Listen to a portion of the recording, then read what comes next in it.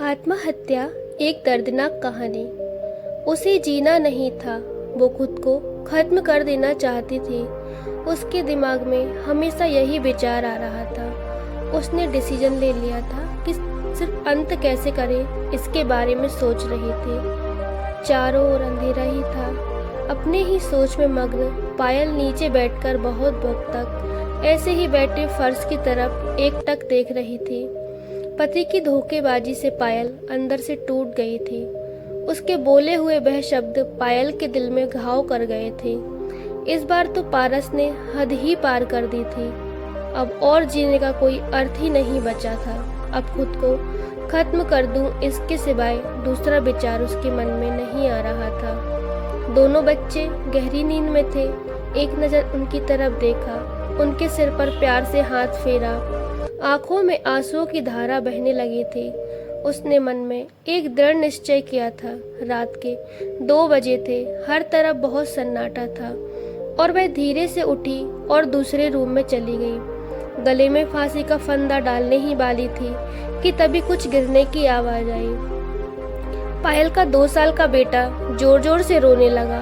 उसी क्षण पायल की 6 साल की बेटी चिल्लाने लगी, मम्मी, छोटू बेड के ऊपर से नीचे गिर गया। तुम कहाँ हो? देखो ना छोटू कितना रो रहा है। पायल भागकर दूसरे रूम में आई और अपने बेटे को उठाकर अपनी गोद में लिया और अपने सीने से लगा लिया। बेटी रोते हुए बोली कि मम्मी तुम कहाँ चली गई थी? मुझे बहुत डर लग रहा था। तुम हम दोनों को छोड़कर कहीं मत जाओ, मुझे अकेले में बहुत डर लगता है। पायल अपने दोनों बच्चों को पास लेकर जोर से गले लगा लिया और रोने लगी। दोनों बच्चे उसके सीने से लिपटकर सो जाते हैं और रोते रोते पायल को भी कब नींद आ गई उसे पता ही नहीं चला। कामवाली बाई शीला की आवाज़ से पायल की नींद टूटी।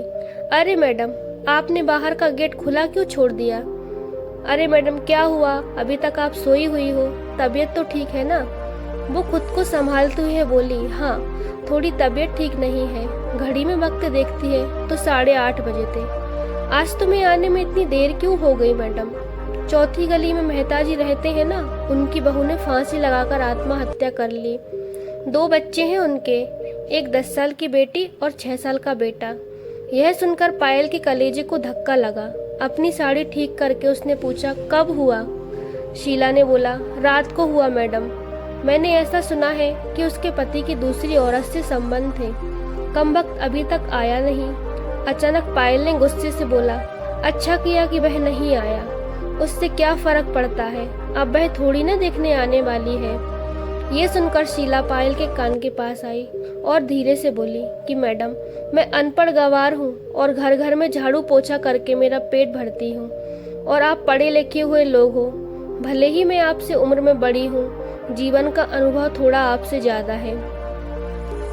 आजकल साहब और आपके बीच जो चल रहा है वह ठीक नहीं है। मुँह बंद था फिर भी मेरे कान खुले रहते थे।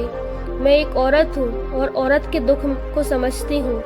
इसलिए मुझे आपको एक बात बतानी है कि आत्महत्या कोई भी समस्या का समाधान नहीं हो सकता। जिंदगी में उतार चढ़ाव तो होते ही रहते हैं। इसका मतलब ऐसा नहीं है कि आप अपनी जान दे दो। मैडम जी, कभी कभी आदमी अपना रास्ता भटक जाता है पर अंत में घूमकर अपने ही घर वापस आता है, और जब नहीं भी आए तो उससे क्या फर्क पड़ता है? आप किसके लिए मरना चाहती हो? जो आपको प्यार नहीं करता, जो आपकी परवाह नहीं करता, उसके लिए भी आप जी नहीं सकती। जो आपसे प्यार करता है, जिसको आपकी कद्र हो, आपके माता पिता, आपके बच्चे आपसे बहुत प्यार करते हैं। शीला का बोलना सुनकर पायल की आंखों में आंसू आ गए। पायल शीला को गले लगाकर रोने लगी। शीला पायल को पीठ पर हाथ फेरते हुए सोफे पर बैठाती है और बोलती है कि बुरा ना मानो मैडम तो एक बात बोलो, खाली दिमाग शैतान का घर होता है। आप घर में बैठकर फालतू की बातों को सोचते हो। मैं आपके घर से जाने के बाद 9 से 3 स्कूल में झाड़ू लगाती हूँ। वहाँ की प्रिंसिपल मैडम बहुत अच्छी हैं। आप तो पढ़े लिखे हो, अगर आप बोलो तो मैं टीचर के लिए बात करूँ। आपका वक्त भी निकल जाएगा और आपका मन भी लग जाएगा। इस पर पायल चुप बैठी थी। कोई भी जवाब ना मिलने पर शीला बोली कि चलो मैं आपको चाय बनाकर लाती हूँ, और शीला काम करने लग जाती है। काम निपटा कर बोलती है कि मैडम मैं जाती हूँ। इतने में पायल उससे बोलती है, रुको शीला, तुम स्कूल में मेरे लिए पूछना और अगर संभव हो तो मैडम का नंबर भी लाकर मुझे दो। शीला के चेहरे पर खुशी का भाव दिखा। पायल के पास जाकर धीरे से बोली, मैडम मैं दूसरे रूम में देखकर आई हूँ कि बेड पर स्टूल रखा था।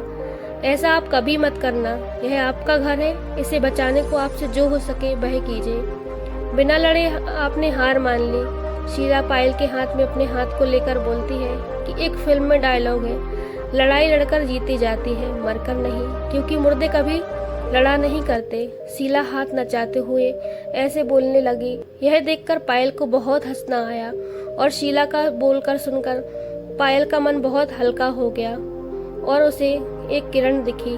वह अलमारी में से अपने सर्टिफिकेट निकालने लगी। दोस्तों, पति पत्नी का रिश्ता बहुत स्नेही होता है। भगवान से यही दुआ करती हूँ कि कोई भी पति पत्नी के रिश्ते में ऐसा मोड़ ना आए। अगर आया भी तो आत्महत्या इसका इलाज नहीं है।